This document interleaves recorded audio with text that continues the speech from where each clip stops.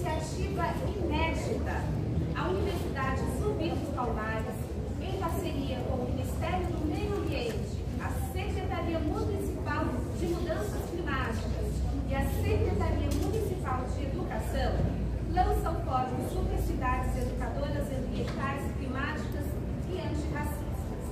Juntamente com a Brigada Climáticos, este programa visa ampliar a educação ambiental e minimizar os impactos dos extremos climáticos e erradicar o racismo ambiental.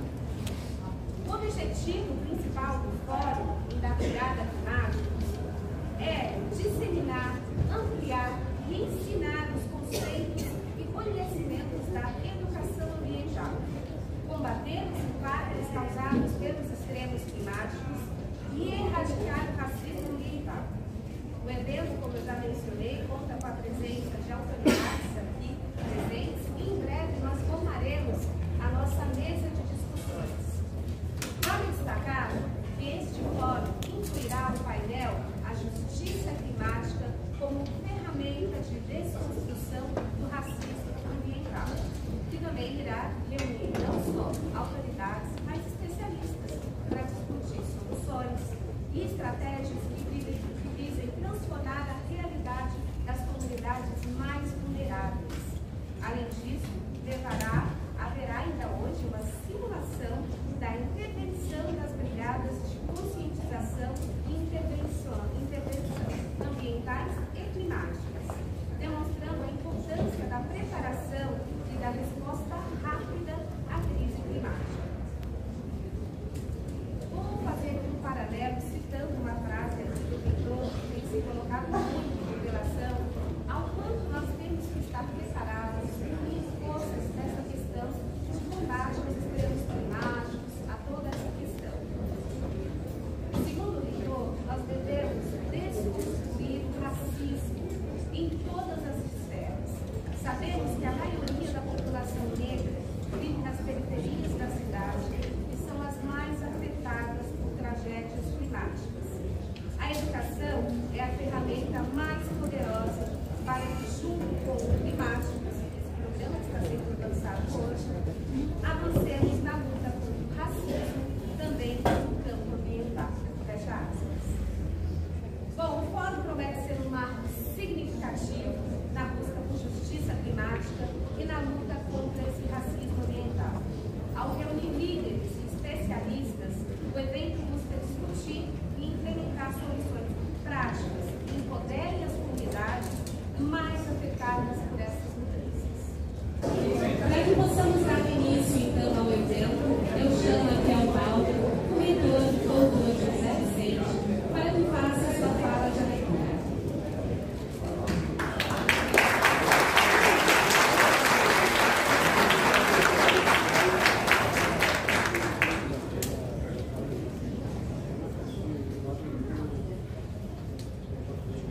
Vocês viram que nessa tarde eu sou o super reitor. É isso, o reitor climático.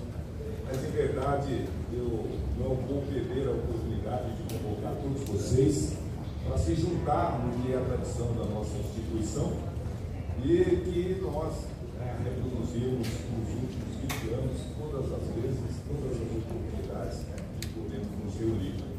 Como a gente diz que todas as vezes que nós estamos juntos, é um bom dia, é uma boa tarde, é uma boa noite, e que essa tarde, esse dia e essa noite só pode se realizar porque antes de nós tivemos ancestrais, e Zumbi dos Palmares é o maior deles. Por conta disso, a gente diz que essa tarde é uma tarde de Zumbi, e a gente convoca então a todos para dizer boa tarde aos Zumbi dos Palmares, que é muito simples. Eu convido vocês para dizerem boa tarde, Zumbi dos Palmares. Vocês têm que responder em alto bom som. Na primeira é só um vocalista, não vale nota, né? E a segunda, a ministra vai dar uma nota para todos vocês. Vamos ver se vocês estão caros. Né? Boa tarde, Zumbi dos Palmares! Boa tarde! Vocês têm que responder boa tarde, Zumbi dos Palmares. Está perdendo a conta. Boa tarde, Zumbi dos Palmares! Boa tarde, Zumbi dos Palmares! Agora valendo o nome. Boa tarde, Zumbi dos Palmares! Boa tarde, Zumbi dos Palmares! Para todo mundo, uma salva de palmas.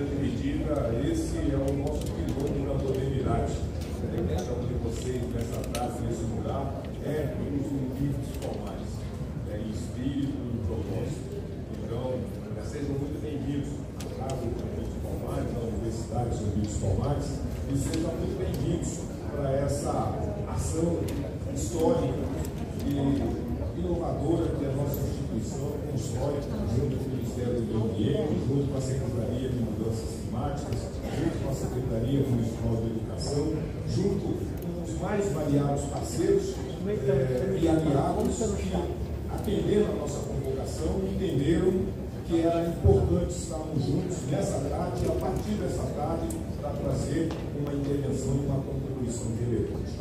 Então, por conta disso, eu vou pedir as escusas para não me ater a nominata, que está longa a nominata, o nosso tempo está apertado.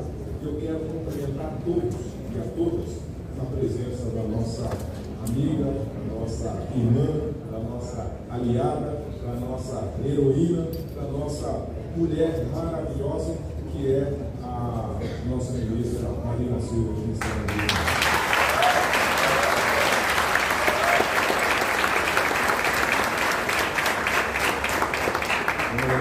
Mulher negra nordestina, amante defensora do meio ambiente e uma pessoa com sede de justiça e de igualdade, como cada um de nós que aqui nos encontramos. Então, nós tínhamos feito aqui uma estruturação do nosso trabalho. Eu acho que ainda tem tempo da gente seguir da forma como estava ajustado, apesar dos pesares. Então, com essa breve introdução de saudação, eu vou sair de cena. As pessoas verão continuidade aqui aos tópicos que estão estabelecidos. Eu acho que vou ter algum momento. Mas eu sugeriria para a nossa produção aqui, vamos deixar de lado a instalação da mesa, porque a mesa está um pouco apertada, nós podemos a partir desse espaço central, a gente vai gerar as falas e as manifestações, e com isso a gente tem a tempo. Ok?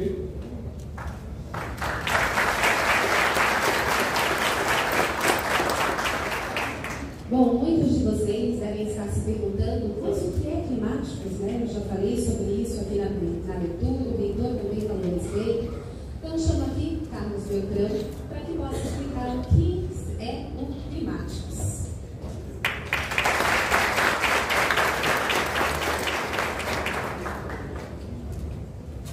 Todo mundo já deu boa tarde, então vou economizar. Interessante ter uma ministra aqui que é guerreira, que veio, tem uma origem muito humilde. Eu sei que aqui tem muitas pessoas importantes e hoje eu queria saudar aquelas pessoas que são menos importantes, porque a nossa sociedade as trata assim. Nós estamos falando de segregação. Esse é um ambiente que fala disso. Então, chegar aqui e simplesmente honrar todo mundo, as autoridades já estão acostumadas a isso, né, ministra? E então, me desculpa por não fazer isso. Eu vou pedir para que os habitantes, os moradores da comunidade do Parque do Gato se levantem, por favor.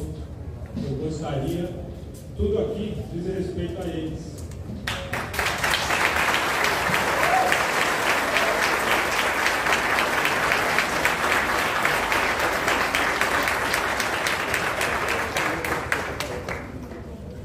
Essa é, na verdade, a importância desse nosso projeto. Eu quero agradecer a paciência de todos por terem esperado, por terem se mantido aqui, mas afinal, nós estamos falando de resiliência, né? Nós estamos falando de mudanças climáticas, nós estamos falando de aquecimento. Então, eu vou encurtar as coisas porque os extremos climáticos já estão aqui, né? Então, e o tempo extremo também. Então, nós estamos, todo mundo viu agora e acompanhou no Rio Grande do Sul. E de repente está pensando que vai aparecer só gente de olho azul, olho verde, pessoas brancas, né? Tiveram a casa alagada e tudo.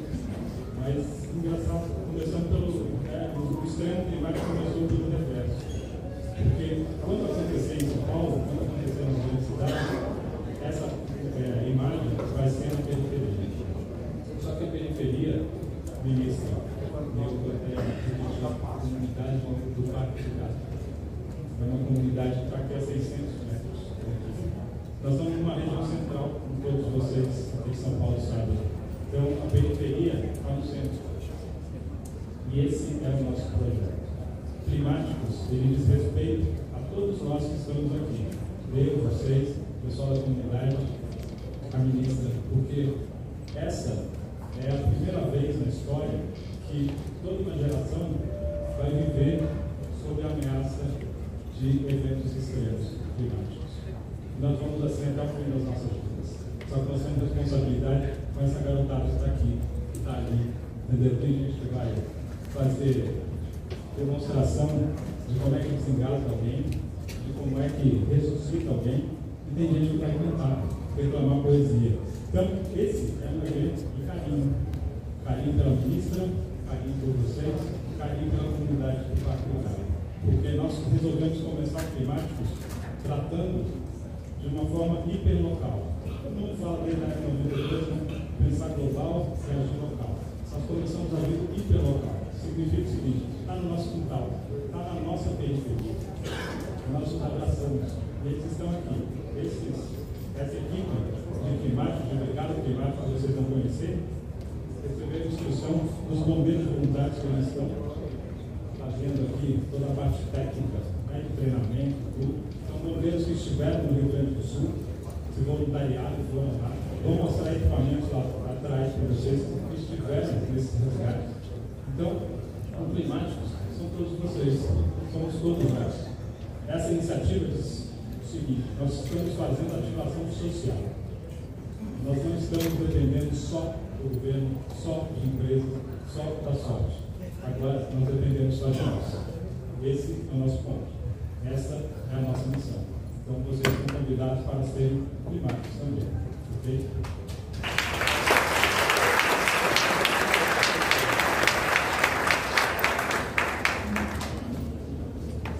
Beltrão, vamos aproveitar que você já está aquecido aí por esse momento de fala, e eu peço que você apresente o que é a estação de monitoramento e prevenção ambiental e climática. Por favor. Rodolfo, pode não, vem aqui. Rodolfo Ramos, por favor. O reitor já deu o recado que tem que ser rápido, então não posso ser eu, entendeu? Rodolfo, 3 minutinhos para contar. Rodolfo é nosso parceiro, é um diretor de tecnologia e vai te mostrar como é que nós fazemos o monitoramento de ativos ambientais, principalmente os urbanos, porque afinal de contas, se toda cidade, todo município está procurando recursos para poder investir no plano de resiliência climática, essa é uma fonte de recursos. Nós podemos fazer o monitoramento das florestas ambientais, das florestas urbanas e transformar esse crédito de carbono, para que os municípios tenham fundos para aplicar exclusivamente nisso. Então, está aí instigando e desafiando, né, o governo para poder fazer isso. Boa tarde a todos. Primeiramente, gostaria de agradecer a presença da ministra. É uma honra poder dirigir a palavra a você e a todos que estão aqui. O que eu vou mostrar é um trabalho que nós estamos há 13 anos, uma tecnologia brasileira, que já foi premiada em COPs, para justamente trazer dados para que a gestão pública possa ter uma visão mais aprofundada da arborização urbana.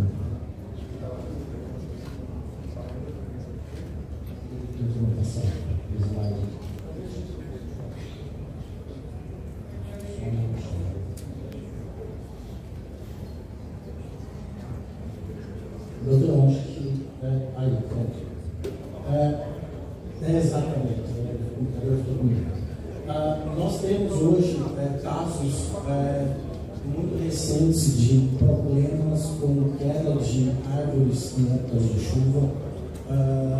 Vemos aí no caso do Rio Grande do Sul, foi algo realmente extremo e que trouxe à luz a questão de como a gente está cuidando da nossa arborização. A gente depende dessa arborização tanto para a questão de biodiversidade quanto para a nossa qualidade de vida. Já é provado cientificamente que a arborização urbana, áreas verdes, ela contribui com o bem-estar das pessoas. Quando a gente vê uma agenda climática tão forte quanto nunca houve antes, buscando trazer esse tipo de solução, trazer esse tipo de demanda para que os governos locais, federais e globais possam atuar nesse aspecto, de entender como é a nossa arborização, qual é a nossa relação com o meio ambiente. Para isso, a gente veio ao longo do tempo desenvolvendo o que a gente chama de uma solução Turing, onde a gente cruza dados dos satélites para, inclusive, fazer mensuração de carbono estocado em arborização urbana, detecção de focos de incêndio, índices de calor. Temos uma coleta de dados de campo que traz uma avaliação qualitativa dos indivíduos, então uma avaliação de que se a árvore está com perigo de queda, se ela precisa de um trato, se ela tem ali algum problema de calçada que impede a mobilidade urbana, conformidade e regularidade ambiental, então todos os aspectos jurídicos que estão atrelados aos projetos de arborização e compensação ambiental. E no final do dia a gente consegue consolidar tudo isso em indicadores com rastreabilidade que permite com que todas as decisões sejam feitas com base em informações reais. Permitimos que a comunidade possa engajar com a ferramenta, onde se eu tenho uma árvore que está na frente da minha casa, ou numa praça, ou no caminho do meu trabalho, eu consigo informar o órgão público de que aquela árvore está com perigo de queda, tem um cacho de abelha, precisa de uma poda. E isso torna a população parte da solução do problema, que é monitorar, é ter uma visão real de como a nossa arborização acontece. E, naturalmente, tudo isso traz dados. Hoje, nenhuma decisão é tomada sem dados, e dados reais são importantes. E, no final, a gente traz um aspecto de educação ambiental imersiva. É possível realizar atividades em campo com escolas, onde a gente leva a informação sobre as árvores, sobre as espécies, sobre dispersão, ameaça de extinção, para a palma da mão dentro de uma atividade em campo. Um pouquinho aí na nossa jornada, eu queria mostrar um vídeo que exemplifica bem um trabalho de inventário de arborização urbana. Essa é um vídeo real da plataforma. A gente terminou agora um inventário de 13 mil árvores num corredor de ônibus no ABC Paulista, onde cada ponto desse é uma árvore inventariada em campo, e cada árvore ela tem um perfil que vai permitir aí ter imagens sobre a espécie, permite um trabalho imersivo de educação ambiental. Então eu passo a trazer informação técnica sobre as características dessa árvore. Eu tenho informações técnicas, uma ficha técnica, então desde nome popular, nome científico, se tem alguma propriedade medicinal, e principalmente a rastreabilidade, que é o que dá a comprovação de que de fato aquele ativo ambiental existe, que tem alguém cuidando dele. Basicamente era isso que eu queria apresentar para vocês de uma forma bem simples.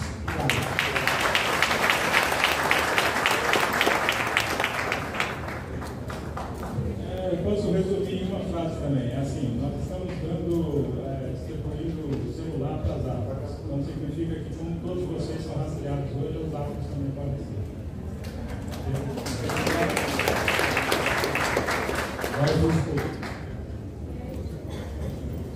Bom, senhora ministra, agora nós teremos uma apresentação do coral da Escola Ibrahim Nobre, que apresentará duas músicas em homenagem à senhora.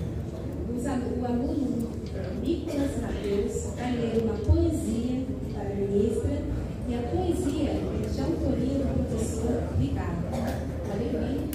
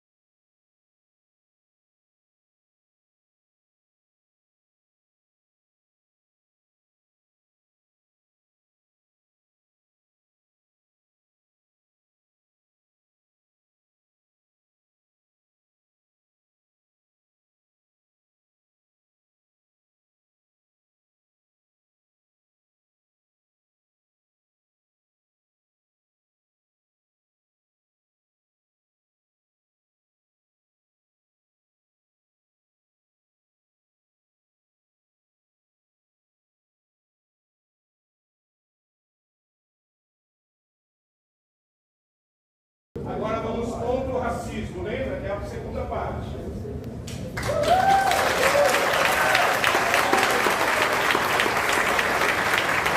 Atenção. Se quiser um balanço, lembra do sorriso? Quem quiser pode. Vamos ver? Meus olhos coloridos me fazem refletir. Eu estou sempre na minha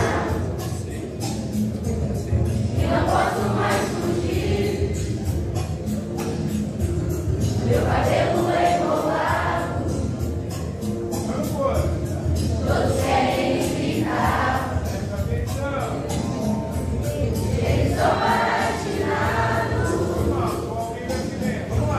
também querem enrolar. Gostei da minha roupa,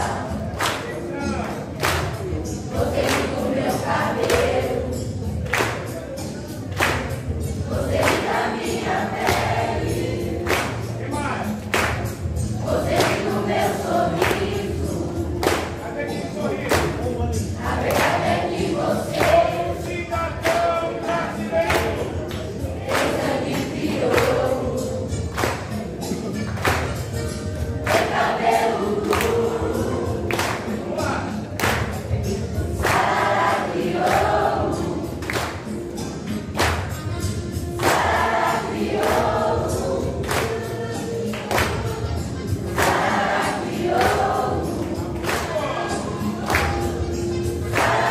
crioulo, sarará crioulo, sarará crioulo. Respirou, lembra? Respirou. Ó, pode ser assim também se quiser, ó. Não vai ter vergonha, não. Vamos começar de novo, Rodrigo. Coloridos Vamos lá. me fazem refletir. Eu estou sempre na minha e não posso mais fugir. Vamos embora agora. Vamos lá. Meu cabelo enrolado, todos querem imitar. Eles são palatinados, Começa. também querem enrolar. Gostei da minha roupa, gostei do meu cabelo, gostei da minha pele, gostei do meu sorriso. A verdade é que você Cidadão brasileiro. tem sangue crioulo, Cadê a força?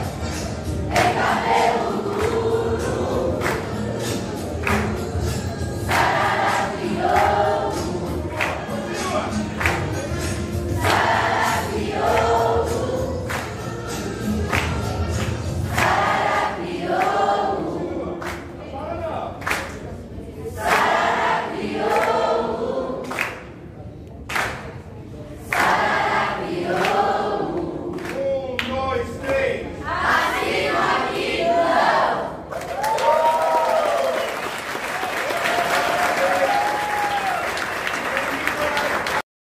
Tempo de fala, bom? 10 minutos de fala para cada um, por favor. 2 minutos, o vereador já me chamou a atenção aqui. 2 minutos de fala. Eu não vou trabalhar o reitor, né? Então são 2 minutinhos, pessoal. Então eu chamo para fazer uso aqui do microfone André Previato, que é coordenador de mudanças climáticas da Sequeira. Boa tarde a todos. Obrigado por esse desafio de 2 minutos. Tentar ser bem mais breve para a gente começar. Agradecer ao reitor, a presidente pela oportunidade de estar aqui na hora do secretário executivo de mudanças climáticas da cidade de São Paulo, o Sr. Renato Marinho, mandou um abraço a todos, infelizmente deixa aqui o abraço dele para o deputado ministro para todos. Eu sou o André, sou coordenador de mudanças climáticas na prefeitura, na secretaria executiva, e é uma honra poder estar aqui, porque a questão das mudanças climáticas e o desenvolvimento sustentável teve no início ainda da minha atuação política, contribui muito ao lado da ministra Marina, na rede, e foi uma escola para mim. E hoje a questão das mudanças climáticas é a minha missão de vida, e ainda mais agora que eu tenho duas meninas negras de 5 anos, gêmeas, então o desafio dobrou, né, e a vontade e a missão de difundir a importância das mudanças climáticas e a conscientização está dentro do meu coração, e a minha missão de vida mais profunda agora, porque além de ter um mundo sustentável, eu quero um mundo agradável para as minhas filhas também. Agradeço a presença de todos, não vou fazer bem o tempo aqui, desculpa, não vou gastar o meu tempo nomeando a todos, mas deixo um abraço carinhoso a todos que estão presentes, todas as autoridades. Queria reforçar, a questão do Rio Grande do Sul, deixou muito latente a marca da discriminação, da desigualdade, evidenciou como a justiça climática é importante, quando a maior proporcionalmente, em funções da população negra, mas a proporção de pessoas afetadas negras foi muito maior que 20% na lista de desabrigados, mortos e afetados por essa imensa tragédia. Queria falar brevemente que a gente já tem enfrentado as temáticas pelos gases de pesquisa, tem causado um grande impacto na cidade de São Paulo, sendo que a gente tem uma média no inverno, nos últimos anos, em torno de 17 graus, em 2013 a gente chegou em média chegou a 20 graus. A quantidade de chuvas torrenciais também aqui no hemisfério, antes de 2000 eram 5 dias por ano de chuvas fortes, assim, agora passaram 18 dias por ano, e a cidade tem que se preparar para isso. Então, a Secretaria do Apoio tem essa missão de colocar a dimensão climática dentro das políticas públicas. Temos um grande desafio, por exemplo, de proteger os mananciais na região sul da cidade, as canalizações perigoso reservatório, o deles em Galatriana, que precisam de atenção.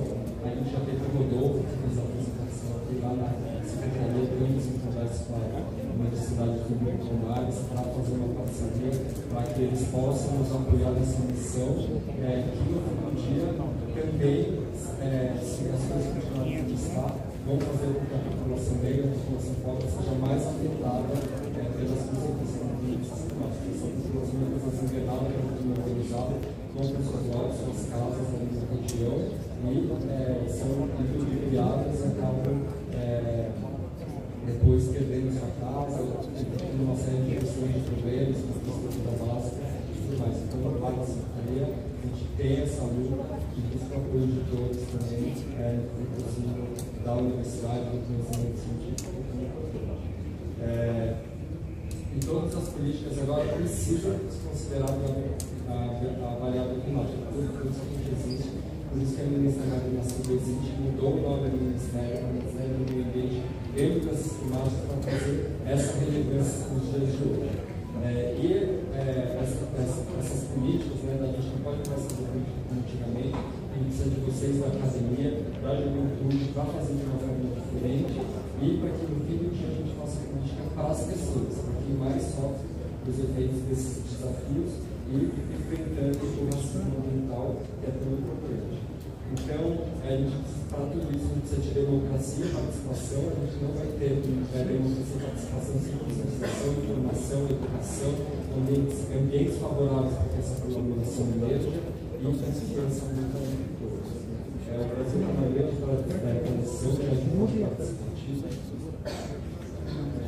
Agora, vamos voltar para as conferências da cidade para fazer essa participação justamente tema das cidades, infelizmente, teve que ser adiado, essa cidade do ano que vem, mas que traz a importante pauta de política nacional de desenvolvimento urbano, o caminho para as cidades inclusivas, democráticas, sustentáveis e com justiça social. Eu espero a participação de todos da comunidade científica, dos alunos, dos sindicatos organizados, para trazer a sua voz para o desenvolvimento das cidades do país.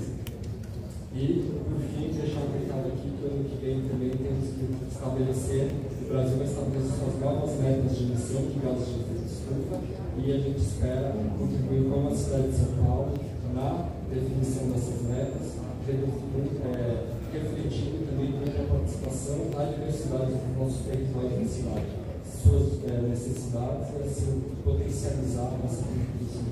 Agradeço.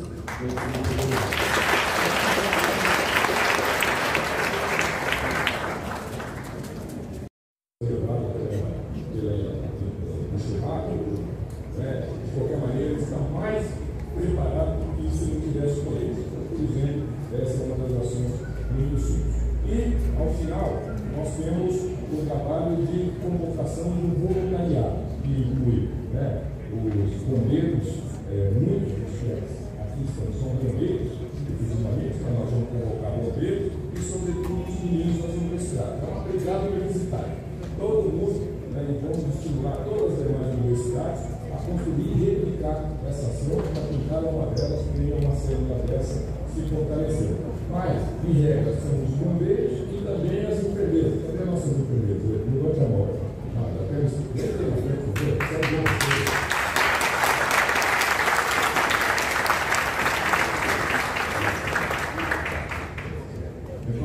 Então, nós estamos construindo aí um time da IPEC, mas as enfermeiras, as meninas enfermeiras, são as primeiras que estarem na linha de frente, porque diante desses casos de calor extremo, ferimento ou costumado, elas já estarão prontas ou para dar informação aqui via chatbot, ou junto com a nossa equipe, com as nossas viaturas que vocês conhecerão posteriormente. Mas enfim, então aqui as nossas enfermeiras, capitaneadas pela Tainá, e com isso a gente vai poder fazer um atendimento primário com muita qualidade e evitar de toda a natureza. E ao final, então, nós queremos que esse modelo, que é isso que nós vamos trabalhar, se replique nos municípios, nas universidades, nas escolas, e por isso é importante a parceria da Secretaria Municipal de Educação, porque nós queremos, primeiramente, fazer essa intervenção naquelas escolas que estão dentro desse território com algum tipo de necessidade premente, ou algum tipo de risco iminente. É para lá que nós queremos ir para preparar esses jovens para que a escola possa ajudar ali no seu território. E, da mesma maneira, com a Secretaria de Mudanças Climáticas, nós, além de fazer o detalhamento das árvores, nós também queremos fazer essa educação ambiental junto com as escolas e usando os instrumentais que elas já têm, para que com isso a gente fortaleça esse trabalho. Mas, em síntese, criar uma nova consciência, trazer mais soldados para essa causa, trazer a juventude para também ser atores importantes nessa mudança, nessa transformação, e ao final, começar a se preparar os desafios que já estão, que serão avolumados e que não vão poder ser conduzidos e trabalhados somente pelo governo, somente pelos órgãos institucionalizados que existem. Então, meio ambiente a partir de agora e mitigação de impactos do clima é uma responsabilidade e uma tarefa de todos nós. E por conta disso, a nossa gratidão, porque a ministra entendeu isso, entendeu que é importante, depois de Porto Alegre, do Pantanal, a gente continuar, logicamente, prevenindo e protegendo, mas a gente precisa começar a se preparar para salvar vidas, porque perdemos muito patrimônio, que poderia ser evitado se a gente tivesse minimamente preparado. E aí, ministro, eu queria fazer uma pequena sugestão, porque nas conversas, nas condições que nós tivemos sobre os treinamentos, nós identificamos que, além dos jovens universitários, tem um tipo de jovem que seria muito útil para trabalhar nessa empresa, sobretudo no interior. No interior, como sabe, tem um tal de tiro de guerra. O jovem da vai lá, fica 8 meses, um ano fazendo tudo que quer e depois é dispensado. Mas ele está com uma qualidade de conhecimento tão intenso que se ele pudesse ser internalizado por uma ação, por uma do nosso painel, a tão esperada fala da nossa ministra do Meio Ambiente e Mudança Climática, Marina Silva.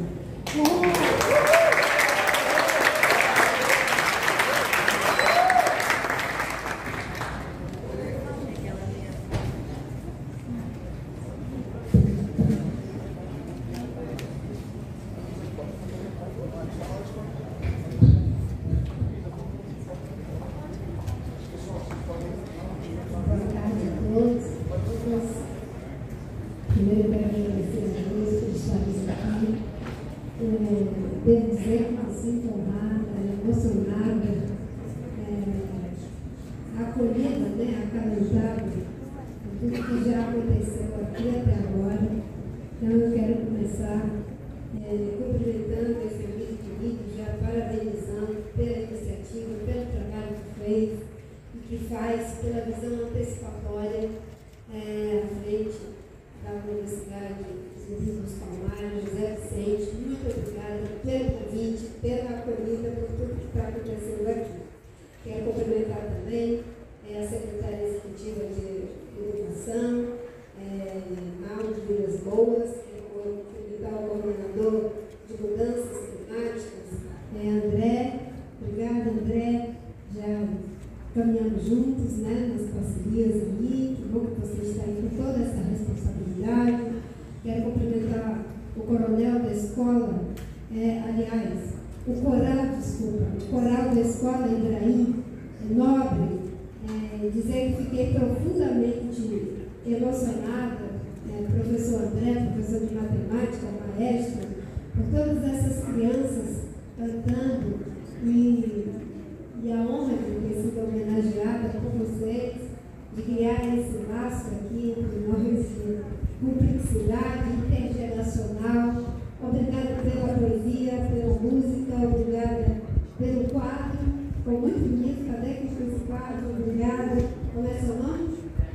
Ibraí também. Eu tive um grande amigo do arte chamado Ibraí Farrá, querido ele é. Então, obrigada a vocês. Quero cumprimentar também o Nicolas Mateus, aluno do coral da escola Ibraí, que leu a poesia, além do Ibraí que leu o quadro, a minha querida amiga e secretária de Mudança do Clima do Ministério do Meio Ambiente, Ana Antônia. Tem sido uma alegria ter uma mulher com essa competência, experiência, que está ajudando a que o Brasil possa pensar a nossa política de mudança climática nos seus aspectos de adaptação, de mitigação e também de transformação, porque não basta só adaptar e mitigar, mas vamos ter que transformar o modelo sustentável de desenvolvimento que temos. Cumprimento meus colegas que me honram com a sua presença, nossos porta-vozes da rede, do pequeno partido, Marcos Martins, do Diretório Municipal da Rede de São Paulo, o Fernando e a Bezinha, que são nossos porta-vozes nacionais, do Estado, e a nossa querida Marina Bragante, nossa pré-candidata aqui de São Paulo.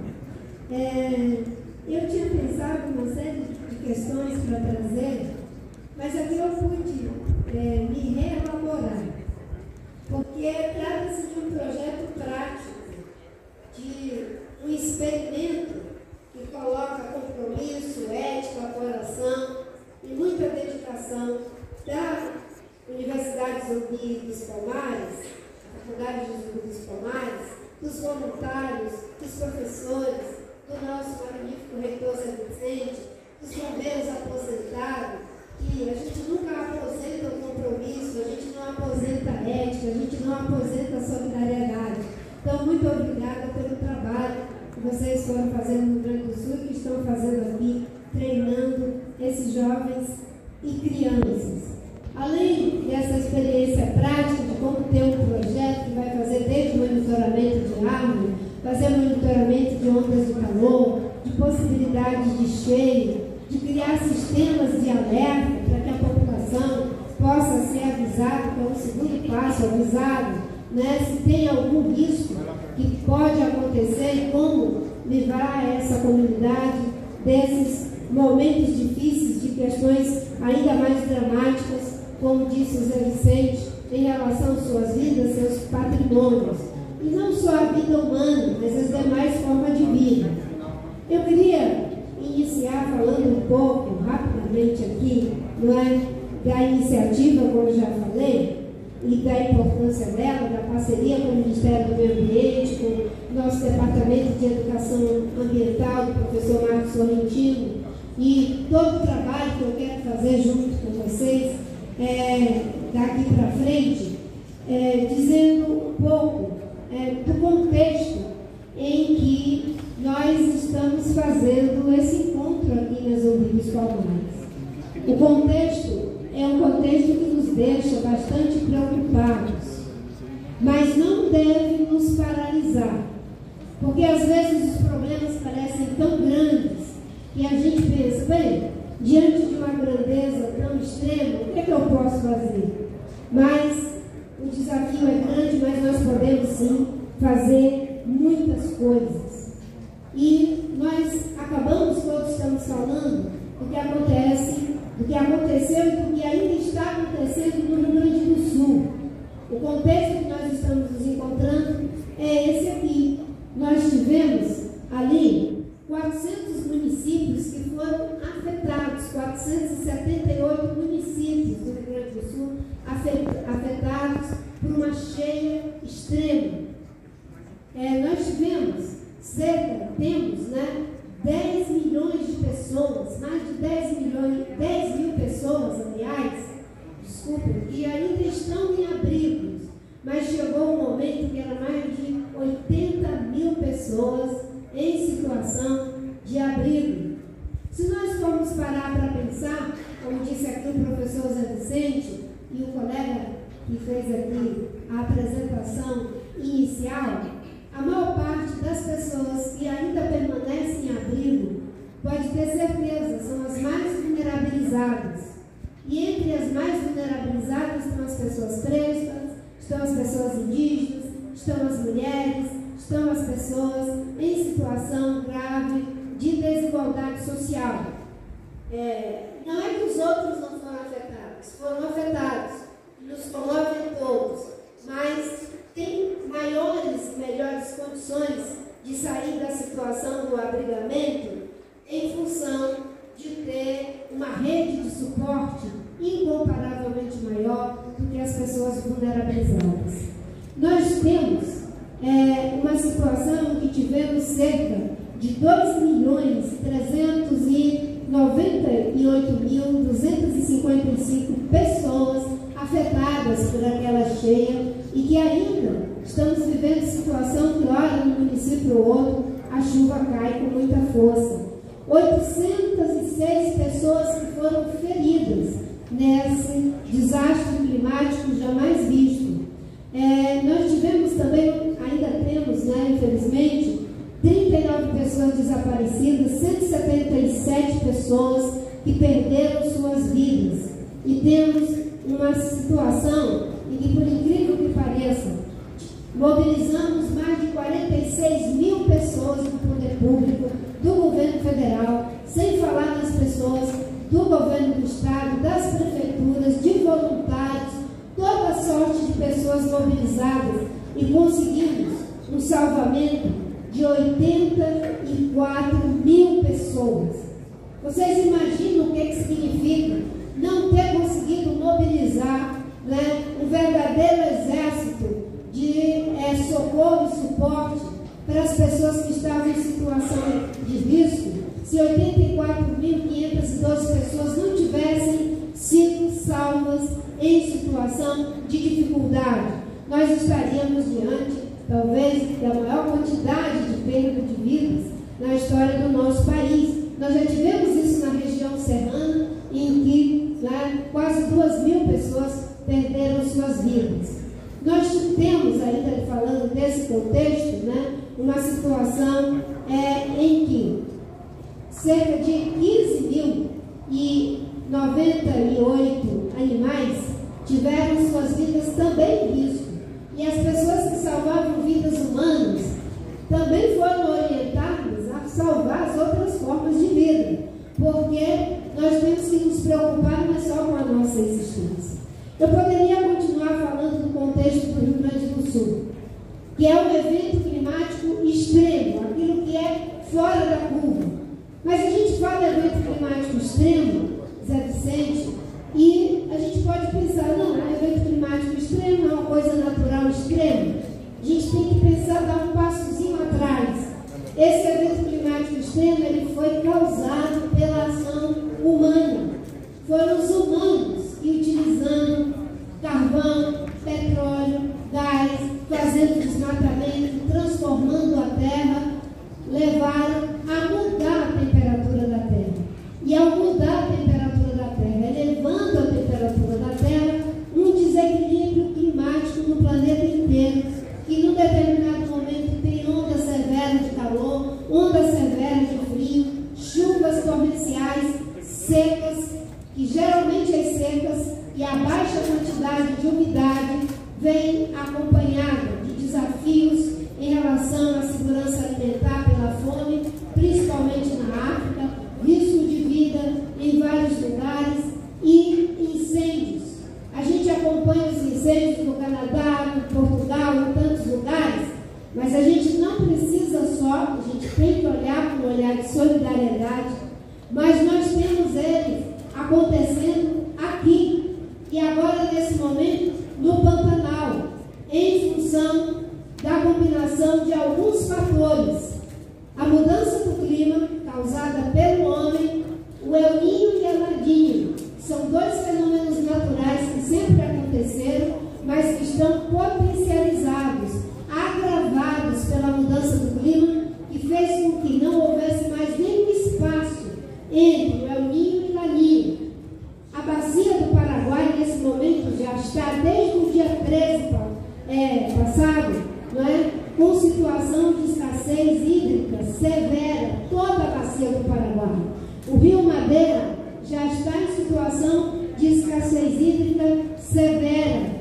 A cota de cheia do Pantanal não foi atingida, e isso sucessivamente vem acontecendo, do mesmo jeito que os rios da Amazônia. Aqui os mais antigos, né, ou as pessoas recentes que gostam de música sertaneja, conhecem a música do Luiz Gonzaga que diz que o sertão vai virar mar e o mar vai virar sertão. Isso está acontecendo, uma profecia poética, onde a Amazônia começa o ano com cheia, termina o ano com seca. Nesse momento nós já temos uma sala de situação no plano federal para, além do Rio Grande do Sul, o Pantanal e os estados da Amazônia. E logo, logo teremos um desafio logístico incalculável, porque a maioria, né, processo de transporte, abastecimento de remédio, de alimento, enfim, disso, para as cidades desses municípios se dá via fluvial. Com os rios secos, essas cidades ficam isoladas. Com a baixa quantidade de água nos rios, a grande mortandade de peixe, a água fica contaminada e as pessoas sem água potável para beber. Olha o contexto do que nós estamos fazendo em algo que parece uma pequena iniciativa. Não é uma pequena iniciativa. Obrigada às crianças, os adolescentes, os adultos que estão nessa iniciativa, porque se nós não tivermos, como disse o Zé Vicente, uma sociedade mobilizada, consciente, preparada, não só para fazer a sua parte, mas para cobrar dos governos, cobrar das empresas, continuar bebendo na academia, fonte de conhecimento e resultado para fazermos esse enfrentamento, a gente não vai conseguir o desafio da magnitude que está posta. Nesse momento no Pantanal, nós estamos com uma sala de crise instalada, mas com pessoas agindo no território. São mais de 500 pessoas envolvidas na frente de fogo, com mais de 7 aeronaves fazendo combate de fogo, contando o governo federal, com a Marinha, com o IBAMA, com o ICMBio, com a Polícia Federal Rodoviária, todos os esforços que estamos fazendo, mais o Corpo de Bombeiros do Mato Grosso do Sul e do Mato Grosso, para o tamanho do problema que nós vamos ter pela frente. E eu quero dizer para vocês que desde o ano passado nós estamos planejando uma verdadeira operação de guerra. E o que aconteceu? E ainda bem que estávamos nos preparando, porque o que era para acontecer em agosto aconteceu desde o final de maio. Se a gente não tivesse feito a gestão do risco, agora a gente não tinha nem como ter as equipes no território, porque geralmente a gente vai fazendo esses esforços e já mobilizando as equipes quando está mais próximo, né? Mas nós começamos já decretando emergência em abril. Quem nos trouxe essa informação? Quem nos trouxe essa informação foi a ciência. Por isso que é fundamental fazer política pública com base em evidência. Não dá mais para ignorar o que a universidade está produzindo nas mais diferentes frentes, seja nas ciências naturais, seja nas ciências sociais, nas ciências do comportamento. Inclusive, nós vivemos situação de depressão das pessoas jovens, porque ficam preocupadas com o seu futuro. Mas eu quero dizer que nós que estamos aqui temos que assumir o compromisso de que os nossos jovens, os nossos filhos, netos e bisnetos terão sim um futuro. Se governos, sociedade, iniciativa privada, todos fizemos a nossa parte. Pela terceira vez, eu sou ministra do Meio Ambiente do governo do presidente Lula. No governo passado, conseguimos reduzir o desmatamento em 83% por quase uma década. Evitamos lançar na atmosfera 5 bilhões de toneladas de CO2. Nesse terceiro mandato do presidente Lula, que eu sou ministra pela terceira vez, conseguimos já reduzir o desmatamento no ano passado na Amazônia em 50%, esse ano 40%, no Pantanal, esse ano uma pequena redução de 9%, no Cerrado de 13%, na Mata Atlântica no ano passado 42%, esse ano 27%. Mas aí vocês me perguntam, isso é suficiente? Não é suficiente. Nós temos que chegar a desmatamento zero. Nós temos que reduzir as emissões de CO2, de carvão, de petróleo, de gás, para que a Terra não continue aquecendo e a gente possa ter um futuro de esperança, de prosperidade. A boa notícia é possível ser um país próspero, é possível ser um país rico, com futuro, com sonho e esperança, mesmo no meio desse caos. Basta que a gente faça a transformação para uma indústria que vai se recuperar de forma sustentável. Uma agricultura que seja feita sem mais destruir floresta. Que a gente tenha novas formas de produzir empregos e renda através do turismo, através da bioeconomia, da economia circular, da recuperação de mata ciliar, fazendo com que os nossos biólogos possam ajudar nos viveiros, os nossos agrônomos possam trabalhar na restauração de mais de 17 milhões de hectares de área que está degradada e poderia ser incluída no processo produtivo. O Brasil é uma potência ambiental e ele é e pode ser também uma potência agrícola, uma potência econômica, mas só será se cuidar do seu meio ambiente. O nosso maior ativo não é apenas nós sabemos que temos grande quantidade de terra fértil, uma grande área de insolação, pessoas capazes, tecnologia e conhecimento para produzir. Nosso maior ativo é o nosso clima, porque, como disse o ministro da Agricultura, sem um clima equilibrado, como a gente viu em São Vicente, bem aqui, no ano passado, a gente vai fazer o que com a nossa terra? A gente vai fazer o que com a nossa tecnologia? A gente nem tem aonde plantar, nem aonde produzir. Uma hora é a cheia, outra hora é a seca. Mas nós estamos trabalhando. Já temos um plano de transformação ecológica, estamos fazendo um plano, acabamos de entregar a versão inicial do plano de enfrentamento a esses eventos climáticos extremos para o presidente Lula e o ministro da Casa Civil. Nesse plano, o que nós estamos fazendo é fazer a gestão do risco, e não apenas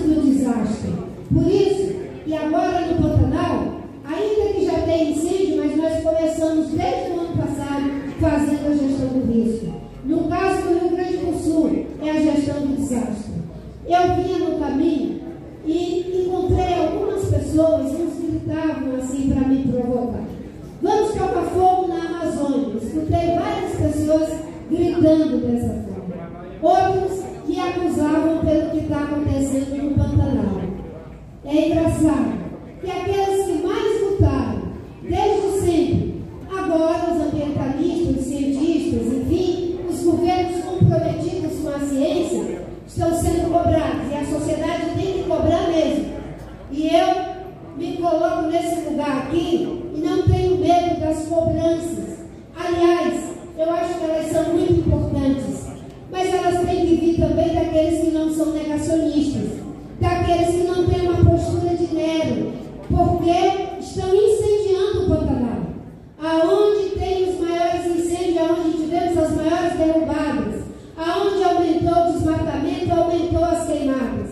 Nesse momento, não tem incêndio por ignição natural, porque não tem raio nesse período no Pantanal. O que está acontecendo é porque alguém está colocando fogo. E nós já acionamos a Polícia Federal, estamos acionando todos os meios de inteligência para pegar os criminosos que estão fazendo isso, assassinando não só o nosso presente, mas a possibilidade de um futuro. É um trabalho conjunto, junto com o governo do Mato Grosso do Sul, com as prefeituras, com a comunidade científica, e pedindo a solidariedade de cada brasileiro, de cada brasileira, que não permita que uma visão contrária ao enfrentamento da mudança do clima prevaleça como política pública no nosso país ou como direção do nosso país. O nosso país precisa não de discurso genérico falando sobre clima, precisa de discurso prático, é desmatamento zero, é fazer a gestão do risco ambiental, é agricultura de baixo carbono, é ensinar nossas crianças como se proteger, é fazer rota de fuga para quando tiver o desastre, criar sistemas de alojamento, estocar alimento, remédio, fazer com que a gente esteja adaptado, preparado e mobilizado de forma consciente para que o nosso país faça o enfrentamento de algo que era para ter sido feito há 40 anos atrás. Há mais de 30 anos, né? 31 anos atrás, no Rio de Janeiro, os cientistas disseram: ou vocês param de destruir o planeta ou vai, como diz lá no norte, esculhambar tudo. Ninguém deu ouvidos. E agora nós estamos vivendo o problema. E ainda tem aqueles que vêm dizer: não, mas isso sempre aconteceu. Não aconteceu do jeito que está acontecendo. É por isso que eu quero aqui, né, agradecida. Eu fiquei muito emocionada com o trabalho que vocês estão fazendo, com as crianças do coral, com todos vocês, porque eu acredito que não é o governo que vai fazer para a sociedade, é com a sociedade. Nós não vamos fazer nada para as pessoas, é com as pessoas, com os trabalhadores, com os jovens, com as crianças, com os empresários, com os cientistas, com os indígenas, com todos os homens e mulheres de bem, independente de partido, de ideologia, porque agora nós estamos descobrindo, seja de esquerda, de direita, capitalista, socialista, idoso, jovem, quem quer que seja, todos teremos que ser sustentabilistas. Ou nos transformamos em sustentabilistas, ou a gente está comprometendo o futuro do planeta. Né? Nós não podemos dar chance para os negacionistas, porque eles vão sepultar o nosso futuro. Enquanto as crianças trabalham, existem aqueles que estão ceifando o futuro das crianças, e nós estamos aqui para fazer a semeadura daquilo que interessa, que é o respeito e a proteção da vida. Muito obrigada, Zé Vicente. Parabéns, eu estou muito feliz de estar aqui com vocês.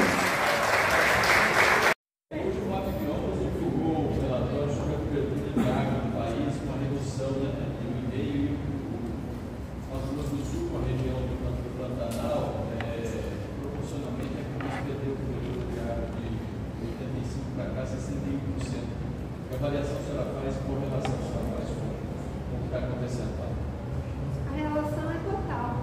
À medida em que nós vamos destruindo o ecossistema, vamos destruindo a vegetação no país, em diferentes biomas, Isso já criou um processo propício à diminuição hídrica.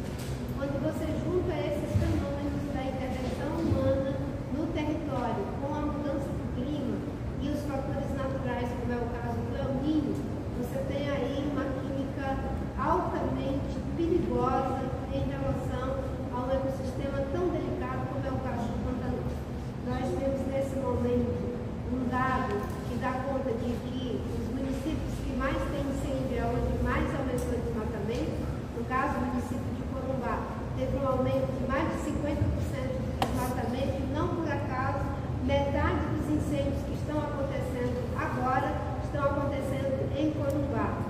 Cerca de 85% dos incêndios dentro de terra privada em função do ateamento de fogo em áreas, seja para renovação de pastagem ou por desmatamento e incêndios criminosos.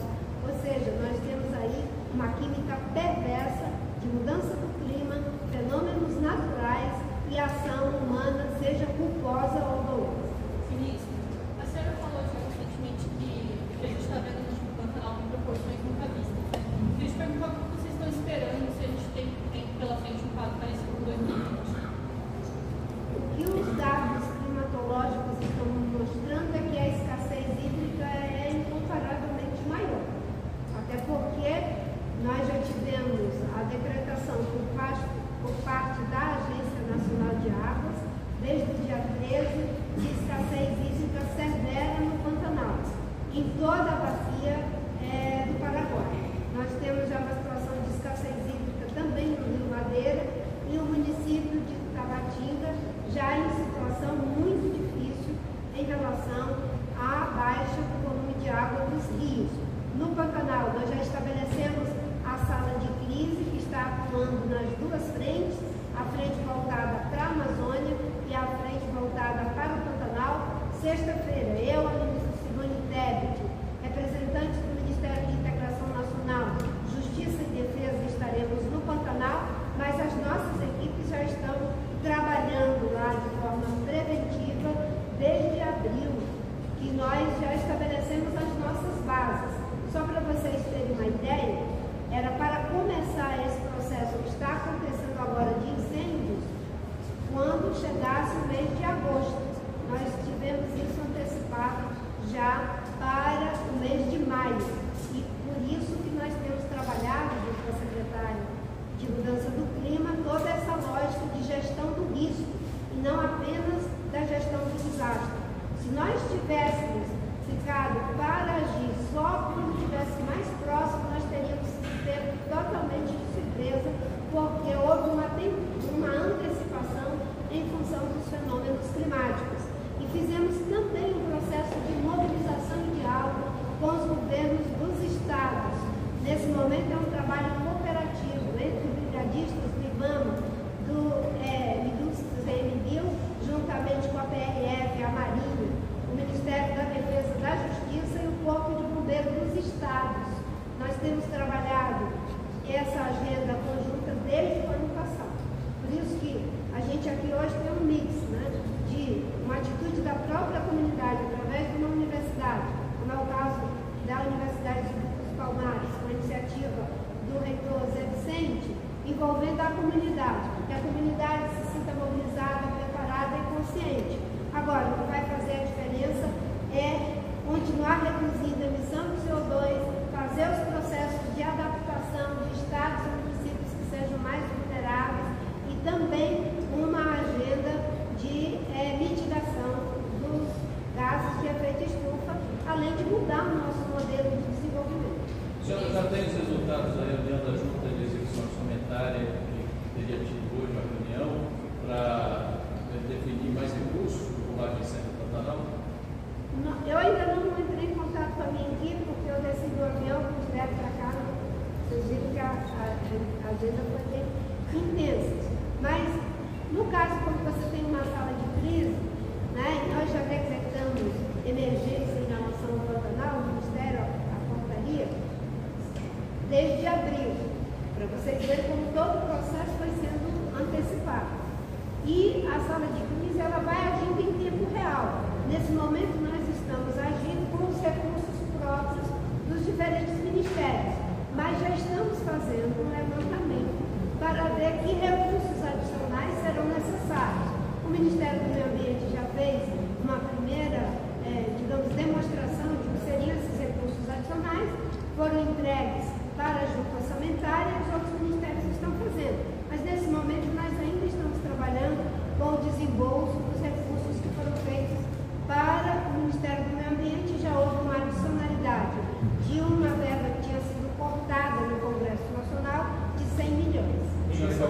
precisando de mais conta? Isso quem vai dizer é o levantamento das áreas técnicas. IBAMA, ICMBio, o pessoal do Exército, da Marinha, da BRF, todo o nosso corpo técnico e as instituições que estão operando. Nós temos uma sala de situação, mas o IBAMA tem uma sala de acompanhamento, né, por imagem de satélite, que durante 24 horas nós estamos ligados na movimentação do fogo, não só na Amazônia, mas em outros estados e municípios. O importante é que vocês viram que no dia 5, nós fizemos um pacto com os governadores da Amazônia e os governadores do Pantanal. Aquele pacto foi uma construção que vem desde o ano passado, para que a gente pudesse ter uma ação que não ficasse essa discussão se o fogo é municipal, estadual, federal, ou se é da iniciativa privada. Dos 20 incêndios que estão sendo combatidos agora, né, a maior parte dele é em terra privada. E o IBAMA, mesmo não sendo dentro de áreas federais, que são as unidades de conservação, as reservas biológicas e parques, nós estamos atuando nas frentes que não são da nossa responsabilidade legal, mas é da nossa responsabilidade suplementar, porque nós somos um sistema. Ministra, durante sua fala hoje aqui, a senhora em um determinado momento chegou a citar de que as queimadas no Pantanal estão sendo provocadas por ação humana, uma ação criminosa, que já existe até uma linha de investigação em relação a isso. É possível comprovar essa interferência direta humana e em que pé está essa linha de investigação? Que os incêndios são provocados por ação humana, isso aí é peremptório que é. Né? Os climatologistas todos estão afirmando que não existe nesse momento incêndio por ação de raio, é ação humana. Agora tem uma diferença, existe o culposo e o doloso. O que está sendo investigado é aquele que é feito propositadamente com uma intenção de criar, né, uma situação de prejuízo, seja para o meio ambiente, seja para o patrimônio público, ou seja mesmo com intenção política de criar uma situação. E aqueles que fazem por descaso com os alertas que são dados, também, agora que os governos estaduais decretaram a proibição peremptória do uso do fogo controlado, né, do manejo do fogo, no caso aí, que é autorizado em algumas situações, esses, se continuarem queimando, vão também responder legalmente. Ministro, os ambientalistas, eles falam sobre o termo de cidades resilientes. Inclusive, a gente ouve muito aqui, faz um pouco de sentido do que a gente está falando nesse evento, que a ideia é que a gente aprenda com os erros do passado e comece a olhar para o futuro. Queria que você falar sobre essa importância de cidades resilientes, de modo geral, como é que isso trabalha para pensar em políticas públicas nesse sentido também, ministro. Cidades resilientes são aquelas que vão se adaptar aos efeitos causados pela mudança do clima. Mas cidades resilientes são aquelas que têm uma relação orgânica com a natureza. Nós temos uma situação em que a maioria das cidades elas vão se tornando totalmente impermeabilizadas. Isso é um prato cheio de problemas, de sofrimento para a maioria da população, porque quando vem uma chuva torrencial, essa água se eleva em uma grande quantidade, porque não tem como ser absorvida pelo solo, e ela vai numa velocidade muito rápida para o leito dos rios. Quando chega no leito dos rios, esses rios, na maior parte, principalmente os que estão próximos de áreas urbanas, estão totalmente assoreados. Aí você tem um leito que está totalmente prejudicado, que não tem profundidade para que essa água seja acumulada. Você tem uma grande quantidade de edificações à margem dos rios, dos córregos, das lagoas, das encostas dos morros. Essa água ela vai vir com uma força e uma velocidade que vai ocupar esses espaços que naturalmente seriam delas. Não por acaso existem leis que dizem que é preciso ter área de preservação permanente, é preciso respeitar a margem dos rios, das encostas, exatamente para evitar esse tipo de problema. Uma cidade resiliente é aquela que está planejada para o enfrentamento da mudança do clima, mas também para uma relação harmônica com a natureza. Ministra, a gente vê que a questão econômica interfere muito na educação das pessoas em relação ao cuidado do meio ambiente. E nós vemos que a questão do teto de carbono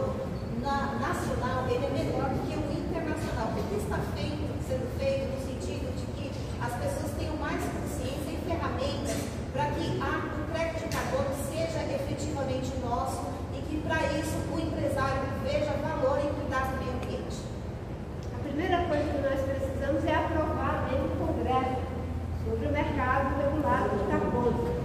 Ela já foi aprovada na Câmara e no Senado, voltou agora para o Senado, provavelmente vai ser aprovada, eu espero que seja aprovada, porque é uma das formas de ter uma alternativa econômica para a preservação, sobretudo de áreas com floresta. E também é uma forma de criar um meio econômico para restaurar áreas que foram degradadas a partir do crédito de carbono. E, obviamente, quanto mais você restaura, mais você faz bem para a biodiversidade, mais você faz bem para o clima, porque os processos de restauração são verdadeiros sumidores de carbono, eles absorvem carbono.